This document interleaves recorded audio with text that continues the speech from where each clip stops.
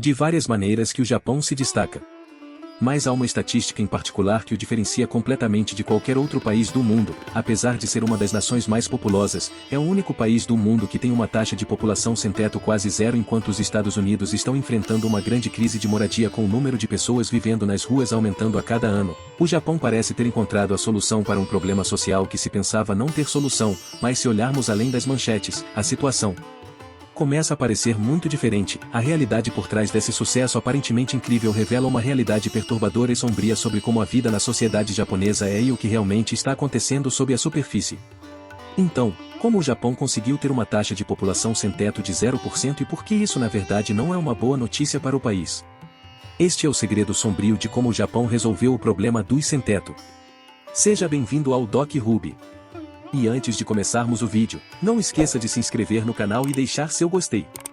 De acordo com estatísticas oficiais, o Japão, um país com mais de 125 milhões de habitantes, tem cerca de 3 mil pessoas sem teto, cerca de 0,003% de sua população, o que é muito menor do que em outros países com baixas taxas de população sem teto, como a Suíça, e muito superior a países como os Estados Unidos. Mas por que, exatamente? Bem, há várias razões frequentemente mencionadas como causa dessa taxa extremamente baixa. Primeiro, ser sem teto é realmente muito difícil no Japão e na cultura japonesa é incrivelmente estigmatizado.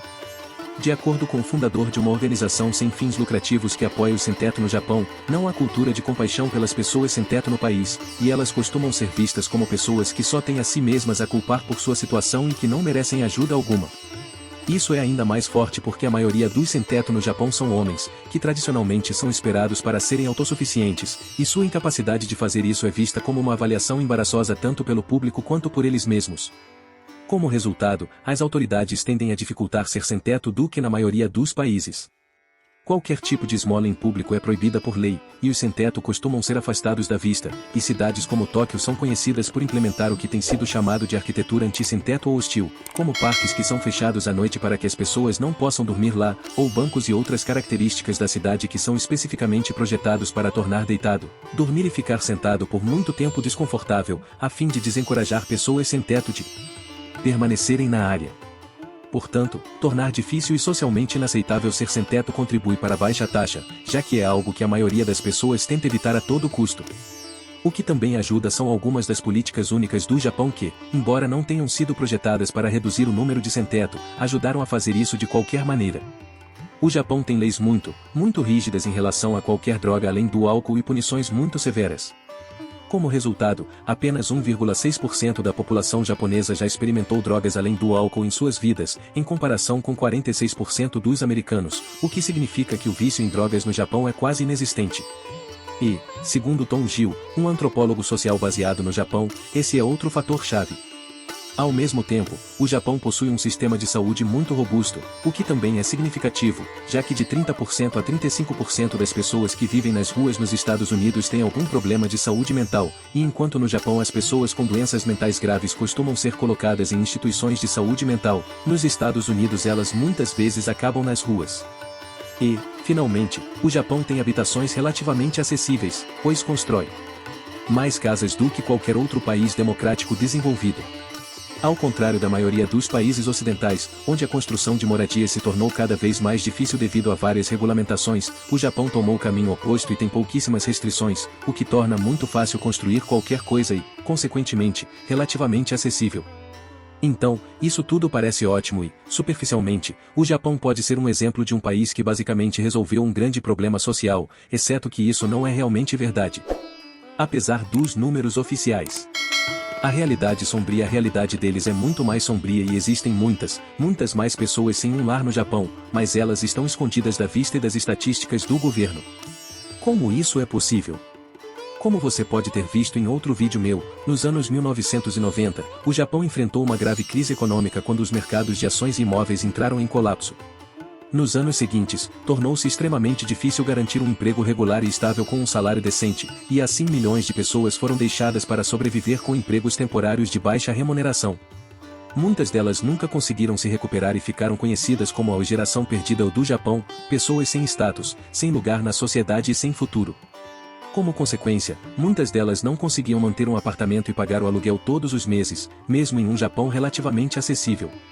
No entanto, ao mesmo tempo, elas fariam qualquer coisa para evitar viver nas ruas, para evitar a vergonha e o estigma da sociedade que acompanham essa situação. Assim, surgiu o fenômeno dos sem-teto virtuais.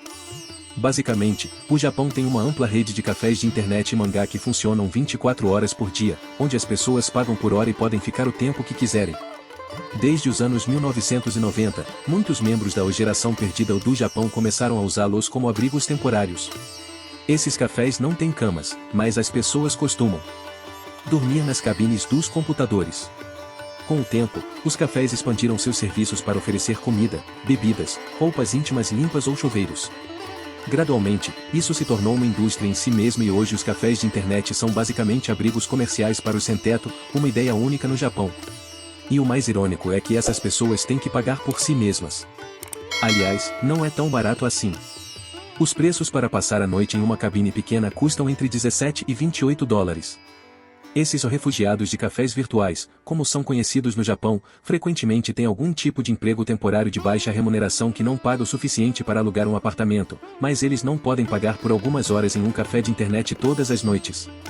Esses refugiados de cafés virtuais ou são sem-teto, não têm um lar ou endereço permanente e são excluídos de muitos aspectos da vida, mas não parecem ser. Eles não dormem nas ruas, trabalham e fazem tudo o que podem para manter uma aparência educada, bem cuidada e respeitável, para evitar a vergonha de serem sem-teto no Japão.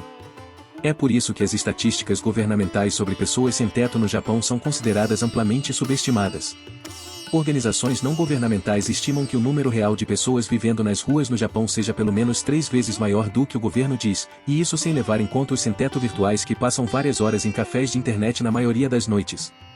Se eles fossem incluídos, o número real seria radicalmente diferente. Em 2020, estimava-se que pelo menos 15 mil pessoas viviam em cafés de internet apenas em Tóquio, 5 vezes mais do que o número oficial de pessoas sem teto em todo o Japão. De certa forma, esse fenômeno de sem-teto virtual pode ser visto como algo positivo. Por um lado, ajuda as pessoas a evitar afundar no fundo da sociedade e permite que mantenham algum nível de dignidade, mesmo sem terem um lar. No entanto, a existência desses refugiados de cafés virtuais só demonstra os problemas incríveis que a sociedade japonesa enfrenta. 1/3 de toda a força de trabalho japonesa, mais de 22 milhões de pessoas, são trabalhadores temporários ou de meio período, não por escolha, mas porque não conseguem um emprego regular em tempo integral. Nem todos eles são sem teto, mas a maioria recebe apenas um salário mínimo e luta para pagar um aluguel normal. Eles não têm perspectivas de que sua situação econômica melhore significativamente. Então, mesmo que a taxa oficial de sem-teto no Japão seja muito menor do que nos Estados Unidos, a porcentagem de pessoas vivendo na pobreza é, na verdade, maior no Japão do que nos Estados Unidos. Embora apenas alguns acabem nas ruas, muitos mais acabam à margem da sociedade, presos em cafés de internet e hotéis cápsula, em um ciclo interminável de não conseguir um emprego adequado para alugar um apartamento e não conseguir um apartamento para conseguir um emprego adequado devido à pressão da sociedade. Eles preferem permanecer invisíveis, e a sociedade também prefere assim. Um problema que permanece fora de vista é um problema que pode ser facilmente ignorado, e o governo pode continuar a afirmar uma taxa de sem-teto de 0%. Mas, por baixo disso, está um símbolo de tudo o que deu errado na economia japonesa e um problema que veio para ficar, já que o número de sem-teto invisíveis está prestes a crescer.